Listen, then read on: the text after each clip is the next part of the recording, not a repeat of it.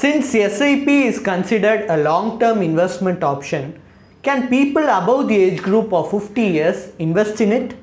Let's welcome our industry expert Mr. Ramalingam to share his thoughts with you now. Equity SIP will work if you have 5 to 7 years time frame. If you have less than that, it may not work for you. However,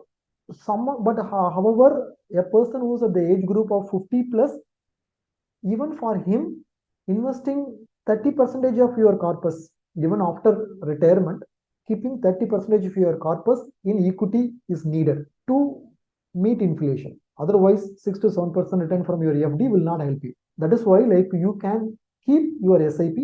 If you're not having a regular income, do STP and invest in equity. So even if you are a retired person or someone who's nearing retirement, obviously keeping at least 30% of your money in equity can work for you. Thanks for your detailed explanation. Are you in search of a personal guide who can remove the stress of handling your finances? Then please feel free to avail our expert consultation. And also you can attend our webinars to gain investment related insights. Both the consultation and webinar are absolutely free and you can find the link in the below description. Please like and share and do subscribe to Holistic Investment.